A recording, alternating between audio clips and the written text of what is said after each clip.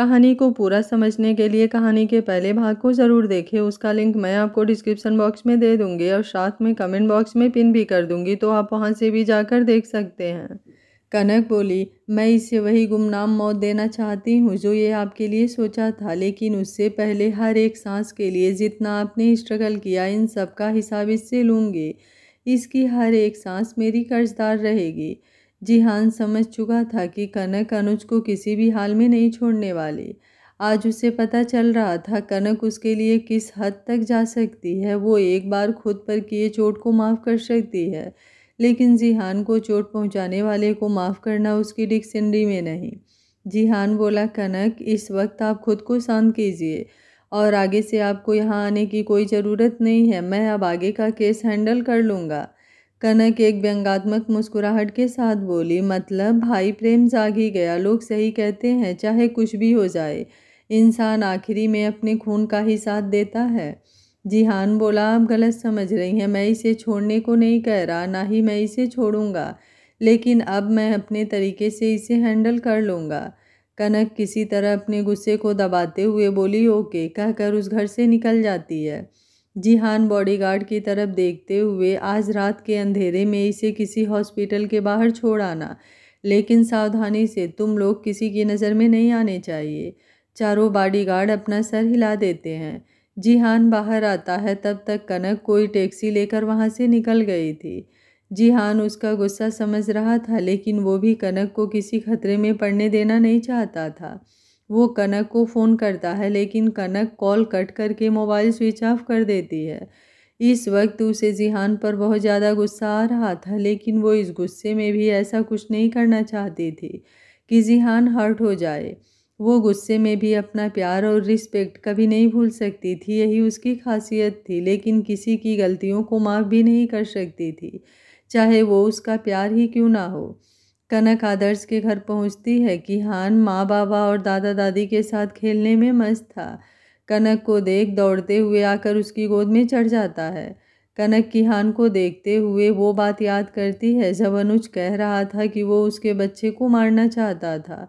वो याद आते ही फिर से उसका मन कसैला हो जाता है। वो किहान को वहीं दादा दादी के पास रख कर अपने कमरे में आती है।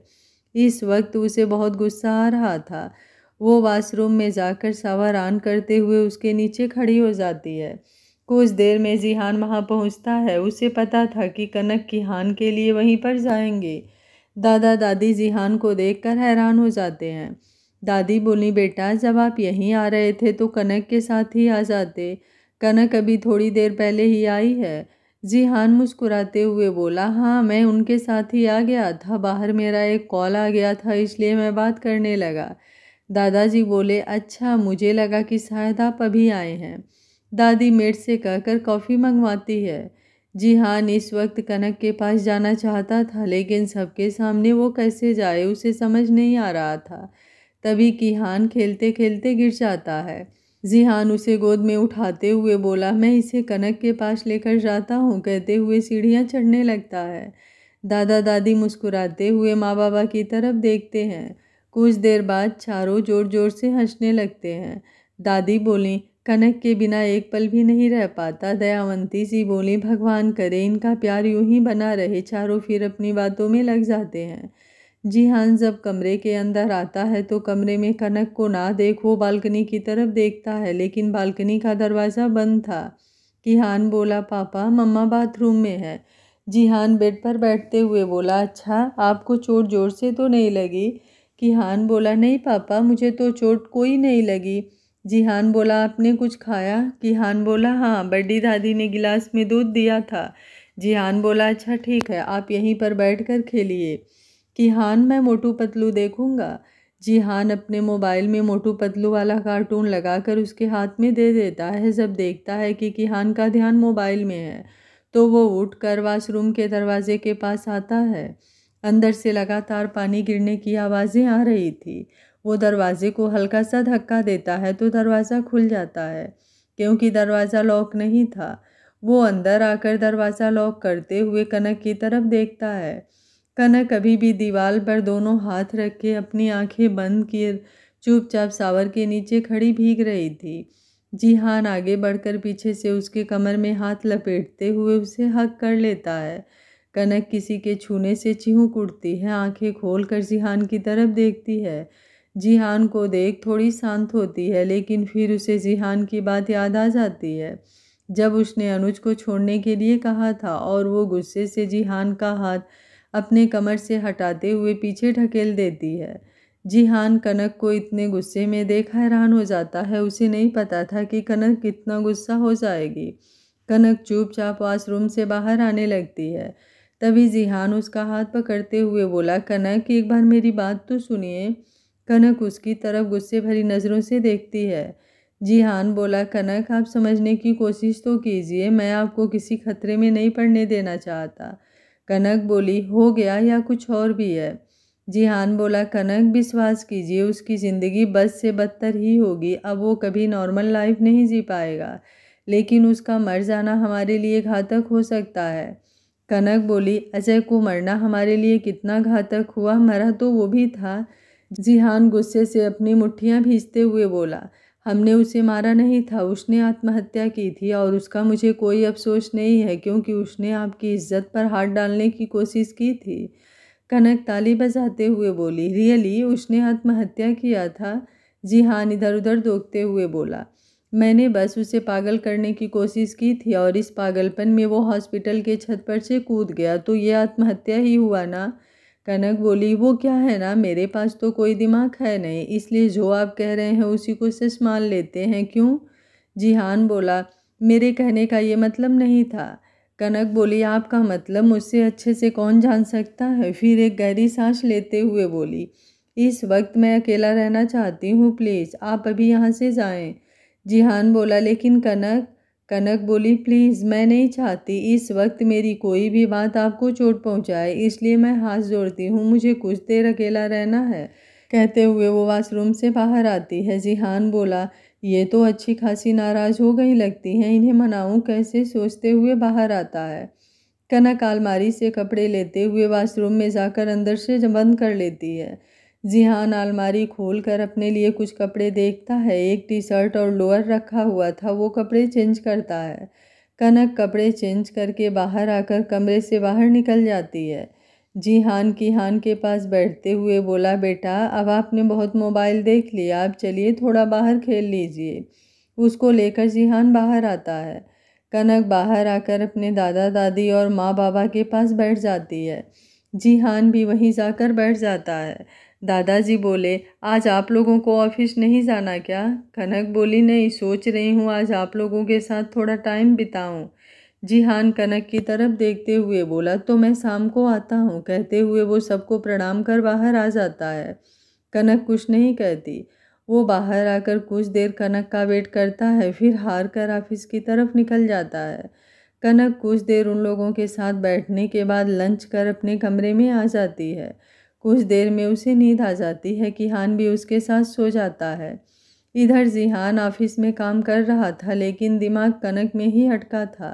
शाम को वो कनक के यहाँ पहुँचता है। सभी बैठकर चाय पीते हैं। उसके बाद जीहान कनक को घर चलने के लिए कहता है। कनक इस वक्त जाना तो नहीं चाहती थी, लेकिन घर पर भी कोई नहीं था और कल सभी सीनियर सिटीजन लौटने वाले थे। वो बेमन से सबको प्रणाम कर जीहान के साथ घर के लिए निकल जाती है। गाड़ी में जीहान उससे बात करने की कोशिश करता है, लेकिन कनक इग्नोर कर देती है। घर पहुंचने के बाद किचन में मेड के साथ डिनर बनाने लगती है। जीहान सोचता है कि सोने के वक्त कमरे में आने के बाद फिर से कनक को मनाने की कोशिश करेगा। डिनर कर कमरे में आते हैं। कनक किहान को सुलाते हुए खुद भी सो जाती है। आज उसे किसी से बात करने का कोई मन नहीं हो रहा था। जीहान कनक की नाराज़गी बर्दाश्त नहीं कर पा रहा था। उसे अब खुद पर गुस्सा आ रहा था कि क्यों उसने अनुज को छोड़ने को कहा। वो अभिषेक को फ़ोन करता है। अभिषेक बोला, हेलो सर। जीहान बोला, अनुज कहाँ है? अभिषेक बोला, सर हमने उसे सिटी हॉस्पिटल के पास छोड़ दिया है, वहाँ से वार्ड बॉय उसे उठाकर अंदर ले गए हैं। जीहान गुस्से से एक मुक्का बेड पर मारते हुए बोला, सिट। अभिषेक बोला, क्या हुआ सर? जीहान बोला, कुछ नहीं, चलो तुम लोग वहाँ से निकल जाओ। अभिषेक बोला, ओके सर। जीहान फ़ोन रख देता है। वो कनक की तरफ देखता है, लेकिन कनक सच में सो गई थी। जीहान अपनी साइड से उठकर उसके पास आते हुए उसे बाहों में भरकर लेट जाता है। कुछ देर में उसे भी नींद आ जाती है। अगली सुबह जब कनक की नींद खुलती है तो खुद को जीहान की बाहों में पाती है, लेकिन जैसे जैसे कल की बातें याद आती है वो फिर गुस्से से भर उठती है। जीहान का हाथ हटाते हुए उठकर बाथरूम में चली जाती है। जीहान आंखें खोलते हुए, बेटा अब की बार इनकी नाराज़गी इतनी जल्दी ख़त्म नहीं होने वाली, कहते हुए गहरी सांस छोड़ता है। कनक वॉशरूम से बाहर आकर ड्रेसिंग टेबल के सामने अपने बाल बनाती है। जीहान उसके पीछे से गले लगते हुए, जान और कितना नाराज़ रहेंगी? कनक बिना कुछ बोले उसका हाथ हटाने की कोशिश करती है। जीहान बोला, जान प्लीज़ मान भी जाइए ना, आप जानती हैं ना आपकी नाराज़गी मुझसे बिल्कुल बर्दाश्त नहीं होती। कनक बोली, ऐसी बातें आप लोग सीख कर कहाँ से आते हैं? जीहान बोला, मैं सच कह रहा हूँ। कनक बोली, मुझे तो ऐसा नहीं लगता, क्योंकि अगर हमें किसी की नाराज़गी से फ़र्क पड़ता है तो हम वो काम नहीं करते जिससे वो नाराज़ हो। जीहान बोला, ठीक है अब ऐसी गलती नहीं होगी। कनक गुस्से से उससे दूर होते हुए बोली, कितनी बार आप यही बात दोहराएंगे? अब की बार गलती नहीं होगी, अब की बार गलती नहीं होगी। लेकिन फिर वही गलती, जिस चीज़ से मुझे जितनी नफ़रत है, पता नहीं वही चीज़ मेरे साथ क्यों होती है। इसलिए मैं इस रिश्ते को कोई मौका नहीं देना चाहती थी। मैं नहीं चाहती थी फिर से वापस लौटना। जीहान हैरान होते हुए बोला, ये आप क्या कह रही हैं? आप बात को कहाँ से कहाँ लेकर जा रही हैं? कनक बोली, आप जानना चाहेंगे मैंने इस रिश्ते को इतनी आसानी से एक मौका क्यों दिया? क्योंकि यहाँ आने के 2 दिन बाद जोया ने मेरे जाने के बाद आपकी हालत बताई मुझे लगा कहीं मैंने सच में आपको समझने में कोई गलती तो नहीं कर दी। जोया ने बताया कि जिस हाथ को सैली ने छुआ था उसे आपने जला दिया। उसके बाद आपकी हालत, मुझे लगा गलती मेरी है जो मैंने आपको गलत समझा। मैंने समझा कि आपने मुझे चोट पहुंचाने के लिए किसी गैर लड़की को इतनी आसानी से छुआ। इसलिए मैंने अपनी गलती सुधारते हुए फिर से अपना रिश्ता जीना चाहा। लेकिन मैं सही थी। दुनिया में कोई ऐसा इंसान बना ही नहीं जो पूरी तरह से अपने प्यार के प्रति समर्पित हो। उसके सामने जब जब उसे अपना खून, खानदान और प्यार में से चुनने को कहा जाए तो वो अपना ही खून का साथ देगा, चाहे वो कितना घटिया ही क्यों ना हो। यह आपने कल साबित कर दिया। जीहान बोला, कनक ऐसी बात नहीं है, मैं तो बस। कनक बोली, मुझे ना आपकी कोई सफाई सुननी है, ना मुझे खुद कुछ कहना है। आप अपने परिवार के साथ खुश रहें और मुझे अकेला छोड़ दें। मैं कोई रिश्ता नहीं जी सकती, ना ही उसकी मुझे कोई ज़रूरत है। जीहान बोला, कनक आप गलत समझ रही हैं, मैं किसी का साथ नहीं दे रहा, लेकिन आपको मैं कुछ होने नहीं दे सकता। कनक आगे कुछ कहती उससे पहले ही किहान उठकर बैठते हुए बोला, मम्मा पापा आप फाइट क्यों कर रहे हैं? कनक बेड की तरफ बढ़कर बोली, ऐसी कोई बात नहीं है बेटा, हम कुछ बात कर रहे थे। कनक किहान को गोद में उठाते हुए जैसे ही बाहर जाने को होती है, जीहान जल्दी से उसे अपनी बाहों में भर लेता है। कनक बोली, क्या कर रहे हैं? जीहान बोला, आई एम सॉरी, लेकिन मुझसे नाराज़ मत होइए। मानता हूँ मुझसे गलती हो गई, लेकिन वादा करता हूँ उसका साया भी अब अपनों पर नहीं पड़ने दूंगा। कनक थोड़ा नरम पड़ते हुए बोली, आप समझ नहीं रहे, वो हमारे लिए घायल सांप से भी ज़्यादा खतरनाक हो चुका है। जब वो इतनी छोटी सी बात के लिए किहान की आपकी जान लेने की कोशिश कर सकता है तो अब आपने उसे छोड़ दिया है। अब वो क्या करेगा? आपको मेरी नाराज़गी दिख रही है, लेकिन इसके पीछे मेरी चिंता बिल्कुल नहीं समझ रहे हैं। मैं इसलिए इतने दिनों से आपको नहीं बता रही थी। जीहान बोला, कुछ नहीं होगा, भरोसा रखिए। कनक आगे कुछ नहीं बोल पाती। वो जीहान के सीने से लग रोने लगती है। उसका डर बेवजह नहीं था। जीहान जिस स्थिति में मिला था वो फिर से वैसा कुछ दोबारा नहीं झेल सकती थी। उस दिन कितना तड़पी थी वो, और जब जीहान मिला तो एक पल के लिए लगा कि सब कुछ खत्म हो गया। इस बात को जीहान को कैसे समझाए वो?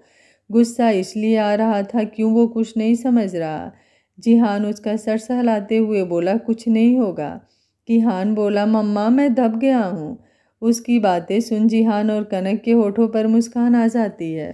जीहान अलग होते हुए किहान को गोद में लेकर, किसने कहा था मम्मा पापा के बीच में आने के लिए? किहान बोला, पापा मैं मम्मा की गोद में था, बीच में नहीं। कनक अपनी आंखें साफ करते हुए, जाकर दोनों फ्रेश हो जाइए, मैं नीचे देखती हूँ ब्रेकफास्ट बना या नहीं।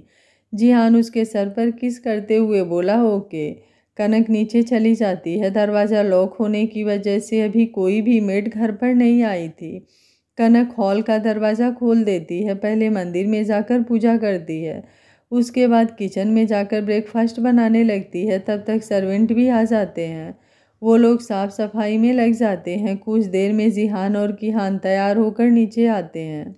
जिहान किहान के साथ नीचे हॉल में आता है। तब तक कनक ब्रेकफास्ट तैयार करके टेबल पर लगा देती है। तीनों मिलकर ब्रेकफास्ट करते हैं। जिहान ऑफिस के लिए तैयार होते हुए बोला, कनक आप भी चल रही हैं ना? कनक बोली, नहीं, दोपहर तक मॉम डैड आने वाले हैं तो घर पर कोई रहना चाहिए। जिहान बोला, ओके, अपना ख्याल रखिएगा और चिंता करने की कोई ज़रूरत नहीं है, मैं हूँ ना। कनक सिर हिला देती है क्योंकि अब कोई बहस करने के कोई फ़ायदा नहीं था। जिहान किहान को गोद में लेकर थोड़ा प्यार करके ऑफिस के लिए निकल जाता है। कनक किहान के साथ में आती है। किहान नौकरों के साथ खेलने में व्यस्त हो जाता है। कनक वहीं सोफे पर बैठकर लैपटॉप पर ऑफिस वर्क देखने लगती है। दोपहर के अलका जी और विराज जी कनक और अनुषा के मम्मी पापा के साथ घर आते हैं। कनक तब तक लंच बनवा रही होती है। उनके आते ही कनक उन लोगों से मिलती है, लेकिन उनके साथ अरमान, रघुवंशी और अंजना जी नहीं थे। कनक इतना ध्यान नहीं देती। कुछ देर हाल समाचार पूछने के बाद वो सभी को फ्रेश होकर आने को कहती है। हर्ष जी और अनुषा के पापा गेस्ट रूम में चले जाते हैं। कनक अपने मम्मी और अनुषा के मम्मी को अपने रूम में लाती है। कुछ देर बाद फ्रेश होकर जैसे ही सभी टेबल पर लंच करने बैठते हैं, अचानक से अंजना जी के चिल्लाने की आवाज़ आती है। सभी की नज़र दरवाजे पर जाती है, जहां से अंजना जी और अरमान जी गुस्से में चिल्लाते हुए पुलिस के साथ आ रहे थे। कनक एक नज़र उनको देख सबको खाना परोसने लगती है। अंजना जी बोली, इंस्पेक्टर अरेस्ट कर लीजिए इस बदजात को, इसी ने मेरे बेटे की ऐसी हालत की है। सभी लोग अंजना जी की आवाज़ सुनते हुए चेयर से उठकर खड़े हो जाते हैं। हर्ष जी गुस्से से बोले, आपकी हिम्मत कैसे हुई हमारी बेटी के लिए ऐसा गंदा वर्ड निकालने की? अंजना जी बोली, अरे अपनी बेटी के कारनामे के बारे में सुनेगा ना तो ज़मीन में भी छुपाने के लिए जगह नहीं मिलेगी। विराज जी बोले, भाभी जबान संभाल कर बात कीजिए। अरमान रघुवंशी बोले, आज तक तो हम जबान ही संभाल रहे थे, लेकिन तुम्हारी इस बहू ने हमारे सब्र की सारी सीमाएं पार कर दी है। उस दिन मैंने अपनी गलती मानी थी ना, इसके बावजूद इसने अनुज की क्या हालत की है ये तुम लोग देख कर आए ही हो। अलका जी बोली, ये कैसी बात कर रहे हैं भाई साहब, कनक भला ऐसा क्यों करेगी? अरमान रघुवंशी बोले, ये तो आपकी लाडली बहू ही बताएगी कि ऐसा भी क्या हो गया था कि इसने हमारे बेटे की ऐसी हालत कर दी। माना वो थोड़ा गलत किया था, लेकिन बात उसी दिन खत्म हो गई थी। फिर इसने हमसे कौन सी दुश्मनी निकाली? हर्ष जी बोले, कनक ये लोग कौन सी बातें कर रहे हैं? कनक एक नज़र अपने पापा को देखकर बोली, मुझे नहीं पता पापा, ये लोग क्या बात कह रहे हैं। अंजना जी बोली, अच्छा 100 चूहे खाकर बिल्ली चली हज को, मेरा बेटा आज हॉस्पिटल में इतनी तकलीफ़ में है और तुझे कुछ पता ही नहीं। मेरे बेटे ने मुझे सारी बातें बता दी है कि उसकी वो हालत तूने ही की है। अब देखना क्या करती हूँ। इंस्पेक्टर आप देख क्या रहे हो, इसे ले जाइए और इसे जेल में डालिए। इंस्पेक्टर आगे बढ़ते हुए बोला, आपके खिलाफ रिपोर्ट दर्ज हुई है कि आपने अनुज रघुवंशी को मारने की कोशिश की है, इसलिए आपको हमारे साथ आना पड़ेगा। कनक फुल कॉन्फिडेंस के साथ बोली, आपके पास क्या सबूत है कि मैंने ऐसा कुछ किया है? इंस्पेक्टर बोला, इन लोगों ने रिपोर्ट दर्ज कराई है और अनुज रघुवंशी ने खुद कहा है कि उसकी हालत आपकी वजह से हुई है। कनक बोली, मुझे नहीं पता कि उसकी कैसी हालत है और वो मेरा नाम क्यों ले रहा है। दूसरी बात, जिसने ये FIR दर्ज कराई है वही 2 दिन पहले तक घर में कहती फिर रही थी कि उनका बेटा कश्मीर के कैंपिंग के लिए गया है। तो आप बताइए कि वो वहाँ पर कैसे आ गया और उसकी किसी भी हालत की जिम्मेदार मैं कैसे हो गई? विराज जी बोले, हाँ इंस्पेक्टर, भाभी ने खुद भैया को और हम लोगों को बताया कि अनुज 1 महीना पहले ही कश्मीर कैंपिंग के लिए गया है। हम लोगों को तो पता भी नहीं था। अरमान जी अंजना जी की तरफ देखते हैं। अंजना जी हड़बड़ाते हुए बोली, वो मैं डर गई थी इसलिए मैंने किसी को नहीं बताया। कनक बोली, देखा इंस्पेक्टर, जिस चीज़ के बारे में हम लोगों को मालूम ही नहीं उसमें हमारा कोई हाथ कैसे हो सकता है? इंस्पेक्टर बोला, देखिए FIR दर्ज हुई है, आपको हमारे साथ पूछताछ के लिए थाने आना ही पड़ेगा। अंकिता जी बोली, मेरी बेटी कहीं नहीं जाएगी, जब उसने कुछ किया ही नहीं तो फिर पूछताछ कैसी? आप लोग जाकर सबूत ले आइए, फिर बात कीजिएगा। इंस्पेक्टर बोला, हम लोग भी बात समझ रहे हैं, लेकिन विक्टिम ने इनका नाम लिया है तो हमें कुछ सवालों के जवाब चाहिए। आप लोग चिंता मत कीजिए, हम इन्हें अरेस्ट नहीं कर रहे हैं, बस पूछताछ के लिए थाने ले जा रहे हैं। अंजना जी बोली, मेरा बेटा बेवजह इसका नाम क्यों लेगा? ज़रूर इसने कुछ किया है, आप इसे अरेस्ट कीजिए, नहीं तो मैं मीडिया को बुला लूँगी, तब देखती हूँ आप लोगों को कौन बचाता है, और इसको तो मैं सबक सिखा कर रहूँगी। कोई कुछ कहता उससे पहले कनक बोली, चलिए इंस्पेक्टर। विराज जी और अलका जी बोले, लेकिन बेटा। कनक आंखों से शांत रहने के लिए कहती है। कनक पुलिस के साथ बाहर आती है। हर्ष जी बोले, अरमान भैया, मुझे आपसे ऐसी उम्मीद नहीं थी, लेकिन आप भूलिएगा मत, आज तक आपने हर्षवर्धन राजपूत की दोस्ती देखी है, लेकिन आज मेरी बेटी के साथ जो हुआ उसके लिए मैं आपको कभी माफ़ नहीं करूँगा, और अब आप हमारी दुश्मनी के लिए भी तैयार हो जाइए। कहते हुए वो अंकिता जी और अनुषा के मम्मी पापा के साथ घर से बाहर आ जाते हैं। इस वक्त आदर्श सिंगापुर में हनीमून पर था, इसलिए वो उसे कॉल नहीं करते, लेकिन एक सरकारी ऑफिसर होने के नाते उनकी भी बहुत ऊपर तक पहुंच थी। वो वहाँ के कमिश्नर से बात करते हैं। कमिश्नर उन्हें कोई चिंता ना करने को कहता है। सभी कनक के पीछे पुलिस स्टेशन के लिए निकल पड़ते हैं। अलका जी जल्दी से जिहान को कॉल लगाती हैं। जिहान उस वक्त कोई मीटिंग में था। उसका असिस्टेंट उसके पास जाकर बोला, सर आपकी मॉम का कॉल आ रहा है। जिहान कॉल रिसीव करता है। वो कुछ कहता उससे पहले ही अलका जी बोली, बेटा पुलिस कनक को लेकर थाने गई है। ये सुनते ही जिहान के हाथ से फ़ोन छूट जाता है। वो जल्दी से मीटिंग से बाहर आते हुए लिफ्ट के द्वारा नीचे आता है। नीचे बॉडीगार्ड तैयार थे। जिहान जल्दी से ड्राइवर को गाड़ी लाने को कहता है। कुछ देर में लोग वहाँ से घर के लिए निकल चुके थे। जिहान फिर से अपनी मॉम को कॉल करते हुए सारी बात पूछता है। अलका जी कुछ बताती, तब तक अंजना जी फ़ोन छीन कर स्विच ऑफ कर देती हैं। विराज जी बोले, ये क्या हरकत है भाभी? अंजना जी बोली, तुम्हारी उस लाडली बहू को कोई बचाने नहीं आएगा। उसने मेरे बेटे की जो हालत की है उसका हर्जाना तो उसे भरना ही पड़ेगा। विराज जी बोले, भैया भाभी को समझाइए कि वो गुस्से में कुछ भी बोले जा रही हैं। कनक ने कहा ना कि उसने कुछ नहीं किया है। अरमान जी बोले, विराज मैं अब तक चुप ही था, लेकिन अनुज कनक का नाम क्यों लेगा? मुझे तो ये समझ नहीं आ रहा है कि तुम लोगों को कनक की गलती क्यों नहीं दिख रही। उस दिन मैंने गलती अपनी मानी थी ना, लेकिन इतनी सी गलती के लिए कोई किसी की ऐसी हालत करता है क्या? तुम लोगों ने देखा ना कि अनुज की क्या हालत है। अलका जी किहान को लेकर कमरे में आ जाते हैं, क्योंकि किहान रोने लगा था।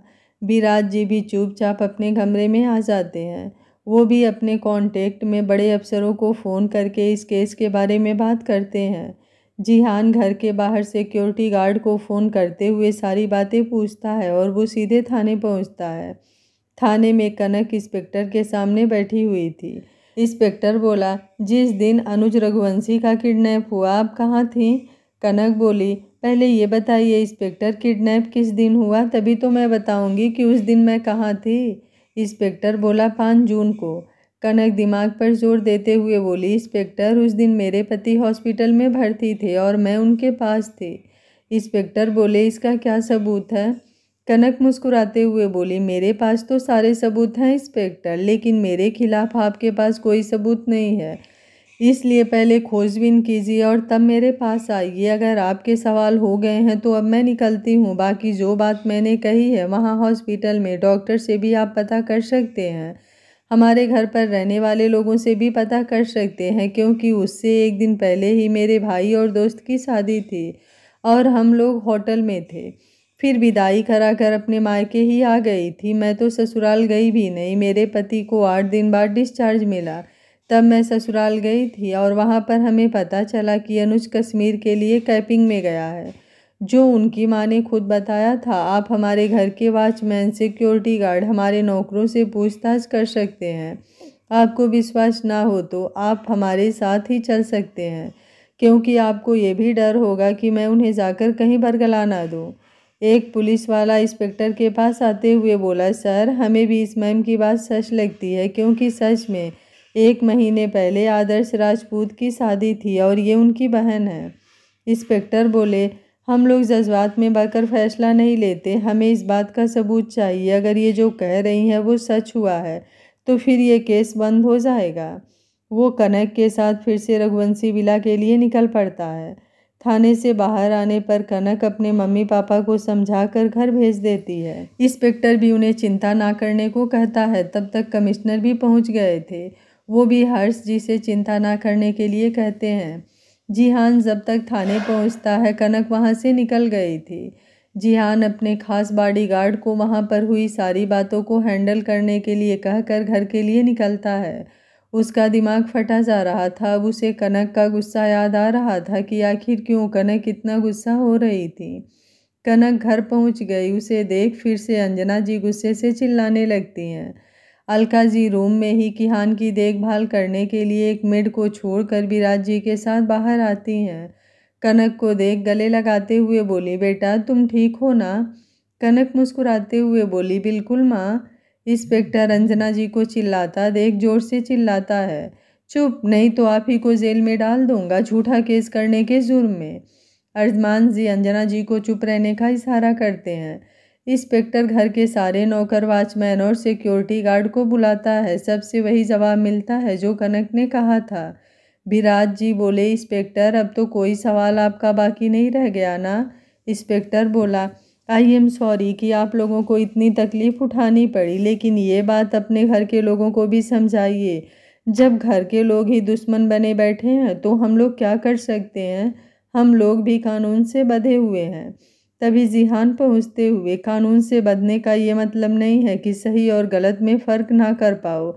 मेरी बीबी को थाने ले जाने की ज़रूरत करने का तो तुझे हर्जाना भरना ही होगा, लेकिन अभी के लिए अगर तुम्हारी तहकीकात हो गई हो तो निकलो यहाँ से। इंस्पेक्टर जिहान को इतने गुस्से में देखते हुए इस वक्त कोई बहस नहीं करना चाहता था, क्योंकि उसे भी जिहान की पावर का अंदाज़ा था और यही कारण था कि उसने कनक से कोई बदतमीज़ी नहीं की थी। वो अपने कांस्टेबल को लेकर थाने के लिए निकल जाता है। अब उसे हॉस्पिटल में जाकर पूछताछ करनी थी। इंस्पेक्टर के जाने के बाद जिहान अलका जी की तरफ देखते हुए, पुलिस को यहाँ किसने बुलाया था और ये एफआईआर किसने दर्ज कराई थी? जिहान की आवाज़ में गुस्सा साफ देखा जा सकता है। इस वक्त उसकी आंखें आग उगल रही थी। कनक किसी से बिना कुछ कहे चुपचाप अपने कमरे की तरफ बढ़ जाती है। अलका जी बोली, हमें नहीं मालूम बेटा, हम लोग तो सुबह लोनावाला से आने की तैयारी कर रहे थे, तभी भाभी के मोबाइल पर फ़ोन आया कि अनुज हॉस्पिटल में भर्ती है। हम लोग वहाँ से निकलकर पहले हॉस्पिटल ही आए। वहाँ पर अनुज की हालत बहुत ख़राब थी। डॉक्टर ने बताया कि उसे बहुत ज़्यादा चोट आई है और उनका इलाज ना होने से पूरे शरीर में इन्फेक्शन फैल गया है। हम लोगों को कुछ समझ नहीं आया, लेकिन हॉस्पिटल में उतना लोग रह भी नहीं सकते थे, इसलिए कुछ देर बाद हम लोग घर के लिए आ गए। वहाँ पर भैया भाभी रुके थे। हम लोगों ने सोचा कि तुम्हें कॉल करते हैं, फिर सोचा कि घर जाकर ही बात करेंगे। हम लोगों को आए हुए अभी कुछ देर ही हुआ था कि भैया भाभी पुलिस लेकर आ गए और कनक पर इल्ज़ाम लगाने लगे। जिहान गुस्से से अंजना जी और अरमान जी की तरफ देखते हुए बोला, बहुत दर्द हो रहा है ना अपने बेटे को इस हाल में देखकर, लेकिन वो फिर भी जिंदा है।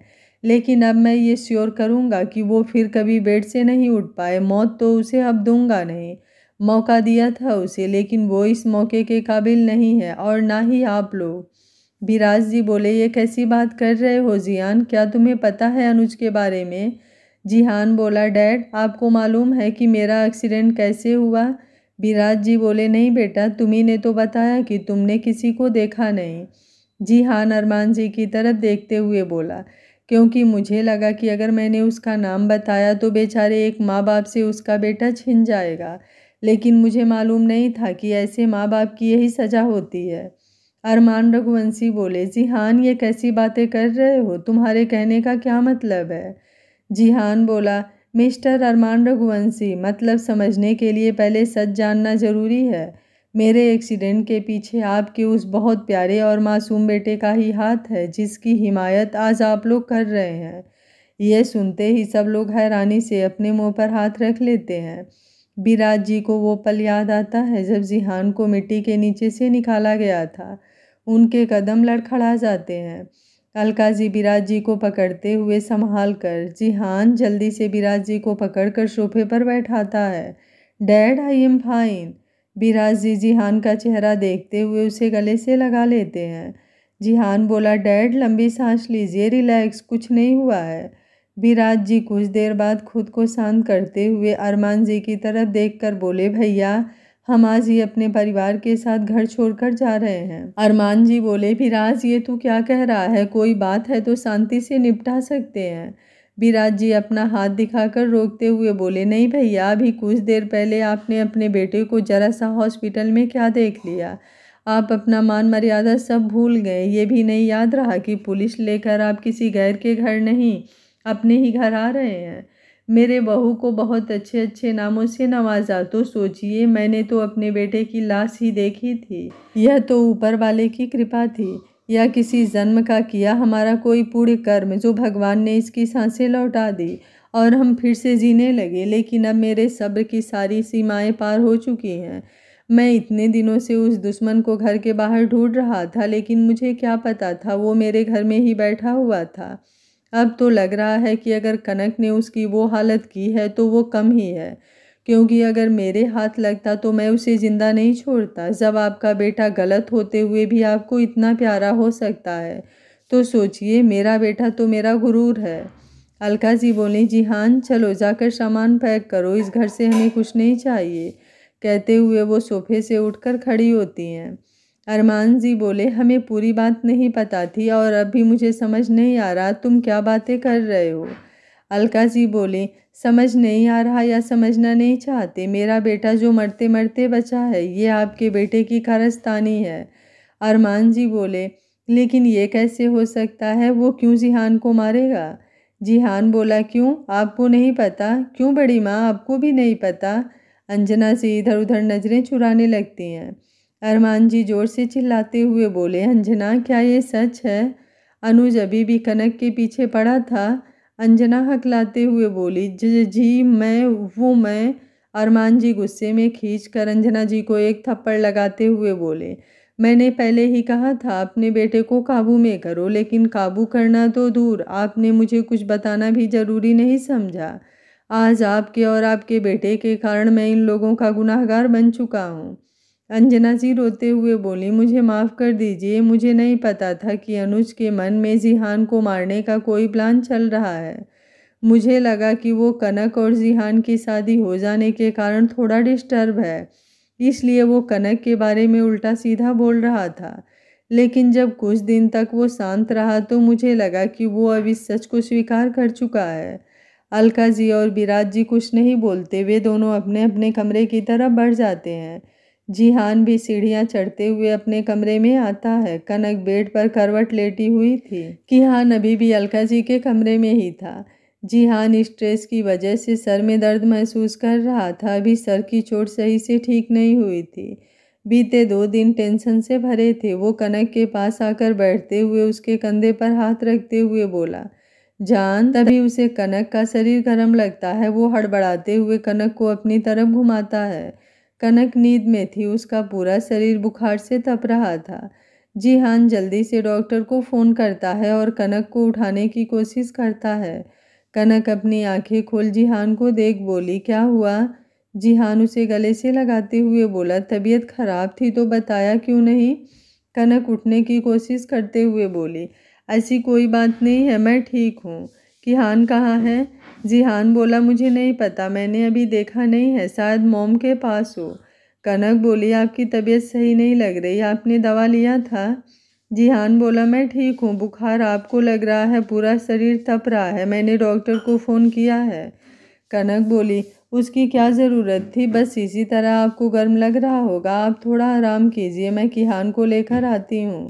जिहान बोला, आप आराम कीजिए, मैं देखता हूँ किहान को, डैड ने हमें यहाँ से चलने को कहा है। कनक कन्फ्यूजन से बोली, क्या मतलब। जिहान बोला, हम लोग अब इस घर में नहीं रहेंगे। कनक बोली, क्यों, मेरी वजह से कुछ हुआ है क्या। जिहान बोला, नहीं, मॉम डैड को सच्चाई पता चल गई है, इसलिए उन्होंने डिसाइड किया है कि अब हम लोग इस घर में नहीं रहेंगे। कनक बोली, लेकिन जिहान बोला, मेरा भी यही फैसला है, मैं भी अब इस घर में नहीं रहना चाहता। आज जो हुआ उसके लिए आई एम सॉरी। आप सही कह रही थी, कुछ लोग ऐसे होते हैं, चाहे उन्हें कितना भी सुधरने की कोशिश करो, वो कभी भी सुधरना नहीं छोड़ते। लेकिन आप चिंता मत कीजिए, आज इन लोगों ने पुलिस बुलाकर खुद के पैर में कुल्हाड़ी मारी है।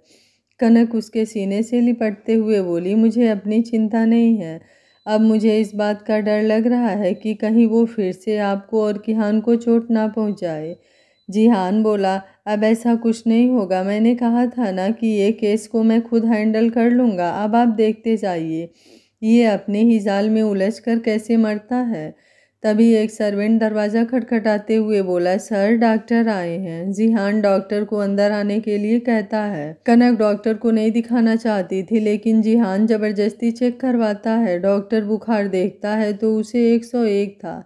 वो कुछ दवाइयाँ देते हुए, स्ट्रेस की वजह से बुखार हो गया है, इसलिए स्ट्रेस मत लीजिए, दवा मैंने दे दिया है, रात तक बुखार उतर जाना चाहिए। डॉक्टर के जाने के बाद अलका जी और विराज जी किहान को लेकर कमरे में आते हैं। अलका जी कनक के पास बैठते हुए बोली, बेटा, हमें माफ़ कर दीजिए। कनक उनका हाथ पकड़ते हुए बोली, ये कैसी बातें कर रही हैं आप, कुछ नहीं हुआ है, सब ठीक है, और जो नहीं ठीक है हम लोग मिलकर ठीक कर लेंगे, आप लोग चिंता मत कीजिए। विराज जी कनक के सर पर हाथ फेरते हुए बोले, बेटा, हमने इस घर को छोड़ने का फैसला किया है, इसलिए आप लोग पैकिंग कर लीजिए, मैं किसी डीलर से बात करता हूँ, हम कल ही नए घर में शिफ्ट हो जाएंगे। कनक बोली, लेकिन हमारी वजह से अपने घर को। विराज जी बोले, नहीं बेटा, आपकी वजह से नहीं, ये बिल्कुल मत सोचिए, हमें ये डिसीजन आज से 2-2.5 साल पहले ही ले लेना चाहिए था, जब हमारे बच्चों के खिलाफ षड्यंत्र रचा गया था। उससे भी पहले बहुत बार हमने इन लोगों की बहुत सारी बातों को नज़रअंदाज किया, हमेशा सोचा कि घर के बड़े हैं, इसलिए हमने कुछ नहीं कहा, लेकिन अब पानी सर के ऊपर जा चुका है। बोलकर दोनों अपने रूम में चले गए। उन दोनों को अपने कमरे में जाने के बाद जिहान बेड पर लेट जाता है। अब उसे बहुत ज़्यादा सर दर्द हो रहा था। कनक किहान को बेड पर रखते हुए जिहान के सर पर हाथ फेरती है। जिहान कनक के कमर में हाथ लपेट उसके गोद में सर रख लेता है।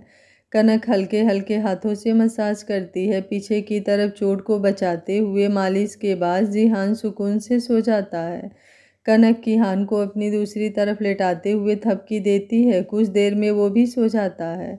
कनक अपने पीछे तकिया लगाते हुए टेक लगाकर अपनी आंखें बंद कर लेती है और सोच में गुम हो जाती है। वो सुबह की बात सोच रही थी जब उसके दिमाग में ये बात आई कि अनुज होश में आते ही कुछ न कुछ करेगा, इसलिए उसने वॉचमैन सिक्योरिटी गार्ड को बुलाकर अपने उस दिन आने की बात किसी को ना बताने को कहा।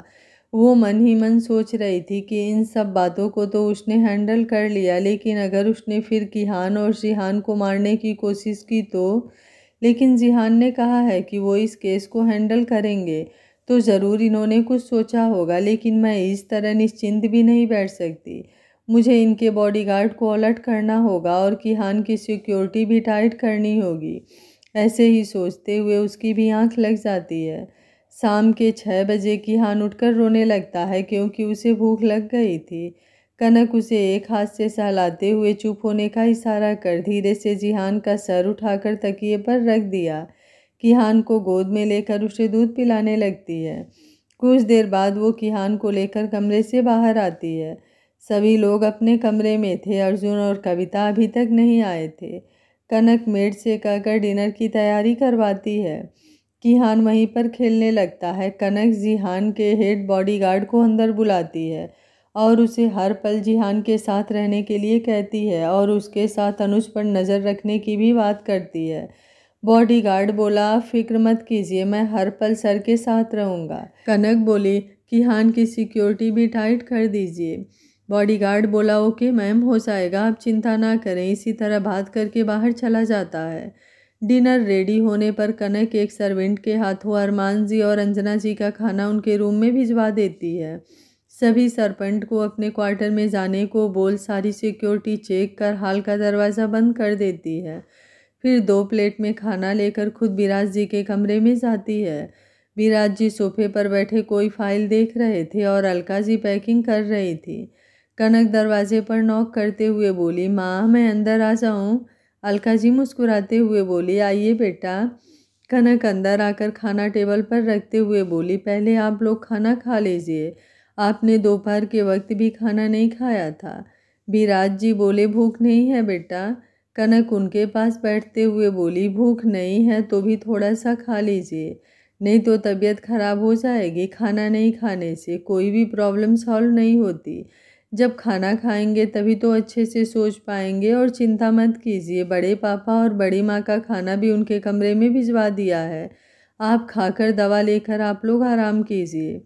अलका जी कनक के सर पर हाथ फेरते हुए बोली, भगवान आपको हमेशा खुश रखें। जिहान ने बिल्कुल हीरा चुना है अपने लिए। विराज जी बोले, वो तो है। कनक बोली, माँ ऐसा कुछ भी नहीं है, आप लोगों का प्यार और विश्वास है, नहीं तो मेरे जैसी लड़की को लोग बदतमीज और घमंडी ही समझते हैं। लेकिन आप लोगों की अच्छाई की वजह से मुझ में भी आप लोगों को अच्छाई ही नज़र आती है। विराज जी बोले, ये बात तो आप पर भी लागू होती है। तीनों हंसने लगते हैं। विराज जी बोले, बेटा मेरा फैसला सही तो है ना? कनक बोली, आप हमसे बड़े हैं और ज़िंदगी का तजुर्बा हमसे ज़्यादा है, हमें आपके फैसले पर पूरा विश्वास है। और अगर मुझसे पूछे तो मैं बस इतना ही जानती हूँ कि कभी कभी रिश्तों में स्पेस देना ज़्यादा ज़रूरी होता है, और आपका ये फैसला इसी स्पेस का काम करेगा। हम लोगों को और उन लोगों को ये समझने का मौका देगा कि हमने कहाँ पर गलती की है और कितनी गलती की। रिश्तों में झगड़ा हो, खटास हो, उससे अच्छा है कि थोड़ी सी दूरी लाकर प्यार को बरकरार रखें। और मुझे विश्वास है कि बहुत जल्दी जो छोटी सी दिलों में खटास आई है बहुत जल्दी ही मिट जाएगी। अलका जी बोली, बिल्कुल सही कहा आपने। कनक बोली, अच्छा आप लोग खाना खाकर आराम कीजिए, मैं चलती हूँ। बाहर आकर एक प्लेट में खाना लेते हुए किहान को लेकर ऊपर कमरे में आती है। जिहान अभी भी गहरी नींद में सोया था। कनक खाना टेबल पर रख कर किहान को बेड पर बैठाती है, फिर जिहान के पास आकर बैठ उसके बालों में हाथ फेरते हुए जगाती है। जिहान आंखें खोलकर बोला, अभी उठने का मन नहीं कर रहा, बहुत नींद आ रही है। कनक बोली, 9 बज चुके हैं, खाना खाकर फिर सो जाइएगा, आपने दोपहर में भी लंच नहीं किया होगा।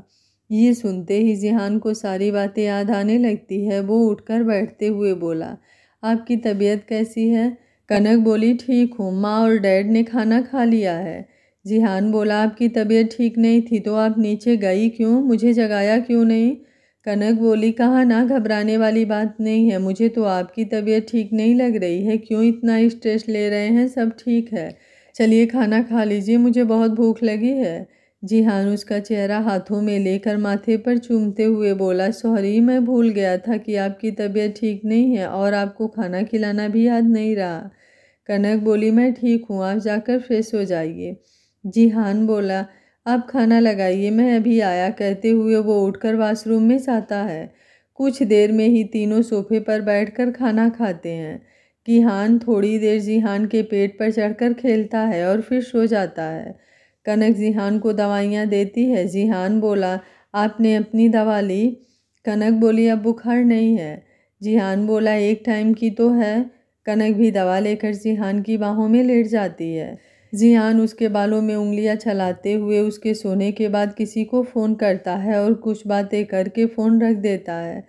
कनक के चेहरे को चूमते हुए बोला, आप पर अब मैं कोई खतरा नहीं रहने दूंगा, अब आप और हमारी फैमिली पूरी चिंता से दूर अपनी खुशनुमा ज़िंदगी जिएंगे। कुछ देर बाद वो भी गहरी नींद में चला जाता है। अगली सुबह विराज जी और अलका जी तैयार होकर कमरे से बाहर आते हैं और अपना सामान सर्वेंट को गाड़ी में रखने को कहते हैं।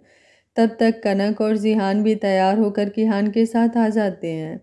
उन लोगों को इस तरह अपने सामान के साथ बाहर आते देख जल्दी से अरमान जी उनके आगे आते हुए बोले, विराज, मानता हूँ कि मुझसे गलती हुई है, लेकिन इस तरह घर छोड़कर मत जाओ मेरे भाई, ये घर तेरी मेहनत का बनाया हुआ है, मेरा इसमें कुछ भी नहीं है। विराज जी बोले, भैया ये घर इस वक्त आपके लिए ज़्यादा ज़रूरी है, मैंने डीलर से बात करके नया घर ले लिया है, हम वहीं शिफ्ट हो रहे हैं और आप जब चाहें हम लोगों से मिलने आ सकते हैं, लेकिन अब एक छत के नीचे रहना नामुमकिन है, क्योंकि मेरे बेटे को मारने की कोशिश करने वाले को फांसी तक पहुंचाने का खुद से वादा किया है। और मैं ये भी जानता हूँ कि एक माँ बाप होने के नाते ये आपको अच्छा नहीं लगेगा, इसलिए नफ़रत और ज़्यादा बढ़े इससे अच्छा है कि इस नफ़रत को यहीं पर ख़त्म कर दें। अरमान जी बोले, विराज मुझे पता है अनुज ने जो गलती की है उसकी कोई माफ़ी नहीं है, लेकिन मैं वादा करता हूँ कि उसका कोई असर अब हमारी फैमिली पर नहीं होगा।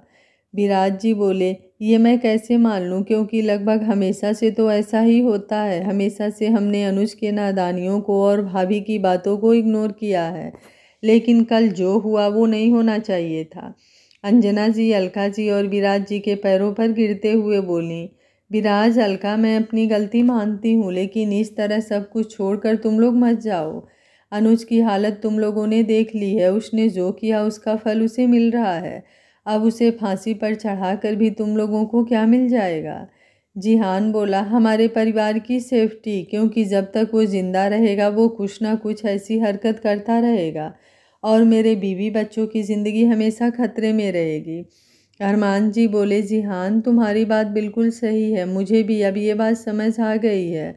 अब उसे कानून जो भी सज़ा देगा हमें मंजूर है, लेकिन तुम लोग इस तरह सब छोड़कर मत जाओ। जिहान बोला, बड़े पापा, हम लोग आपसे दूर नहीं हैं, लेकिन अब वक्त आ गया है कि हमारे बीच थोड़ी सी दूरी आ जाए। लेकिन आप चिंता मत कीजिए, हम लोग मिलने आते रहेंगे और जब भी आप चाहे आप भी आ सकते हैं। अब अरमान जी और अंजना जी के पास कहने के लिए कुछ नहीं था। जिहान अपनी फैमिली के साथ बाहर निकल जाता है। सारे सिक्योरिटी गार्ड अपनी अपनी गाड़ी में उसके पीछे चल रहे थे। कुछ ही देर में विराज जी एक बंगलों के सामने पहुंचते हैं, जो उस रघुवंशी विला इतना बड़ा तो नहीं था लेकिन छोटा भी नहीं था। अलका जी ने वहीं पर पंडित जी को बुलाया था। सभी मिलकर पूजा करते हैं और गृह प्रवेश की छोटी सी रस्म निभा लेते हैं, क्योंकि न्यू घर में बिना गृह प्रवेश के रहना शुभ नहीं माना जाता है और अब तो ये उनका घर था। जिहान खाना बाहर से ही ऑर्डर कर देता है। खाना खाने के बाद विराज जी अपने होटल के लिए निकल जाते हैं। जिहान भी अपने ऑफिस चला जाता है। अलका जी कनक के साथ मिलकर पूरा घर सेट करने लगती हैं। किहान हाल में ही खेल रहा था। कनक जिहान के हेड बॉडीगार्ड को फ़ोन कर 3-4 विश्वसनीय सर्वेंट ढूंढने का ऑर्डर देता है। कुछ देर बाद अपने मम्मी पापा से बात करती है। वो सारी बात उन्हें बता देती है, जिससे वो लोग भी निश्चिंत हो जाते हैं। वो लोग भी आज शाम को दिल्ली के लिए निकलने वाले थे। रात को सारी फैमिली डिनर करने के बाद अपने कमरे में आराम करने चली जाती है। किहान के सोने के बाद जिहान कनक को अपनी बाहों में भरते हुए प्यार करने लगता है। कनक बोली, चान, आपने उस अनुज के लिए अब क्या सोचा है? जिहान उसके होठों को चूमते हुए बोला, अब उसका नाम और कोई भी चर्चा नहीं होनी चाहिए, उसका इंतज़ाम मैंने कर दिया है। अब आप सारी बातें छोड़कर मुझ पर ध्यान दीजिए। अभी नई नई हमारी शादी हुई है और इतने सारे टेंशन में उलझ गया। अब मैं फिर से एक हनीमून ट्रिप प्लान करना चाहता हूँ। कनक बोली, हाँ, भूल रहे हैं कि हमारा हनीमून हो चुका है। जिहान उसके ईयरलब को चूमते हुए बोला, ज़रूरी है कि एक ही बार हनीमून पर जाया जाए? मैं तो ये पूरी ज़िंदगी आपकी बाहों में ही गुजारना चाहता हूँ, जहाँ सिर्फ आप हों और मैं हूँ और कोई भी नहीं। कनक शर्म से अपना चेहरा उसके सीने में छुपाने लगती है। जिहान अपनी मोहब्बत को अपने आगोश में भर लेता है। जी भर कर प्यार करने के बाद दोनों एक दूसरे की बाहों में सुकून से सो जाते हैं। अब लाइफ में कोई दर्द, कोई तकलीफ नहीं थी। 15 दिन बाद सौरभ, अनुषा, आदर्श और जोया भी आ जाते हैं, तो उन्हें सारी बातें पता चलती है। सभी जिहान के नए घर पर मिलने आते हैं। जोया बहुत खुश थी। आदर्श ने बीते सालों की सारी तन्हाई तकलीफ मिटा दी थी। अनुषा और सौरभ भी एक दूसरे को पाकर अपना इश्क मुकम्मल कर चुके थे। सभी फैमिली बहुत खुश थी। आगे क्या होगा इस कहानी में जानने के लिए देखते रहिए कहानी का अगला और अंतिम भाग। अगर आपको कहानी अच्छी लग रही है तो वीडियो को लाइक, शेयर एंड चैनल को सब्सक्राइब कर लीजिएगा। Thank you for watching. मिलते हैं कहानी के अगले और अंतिम भाग में।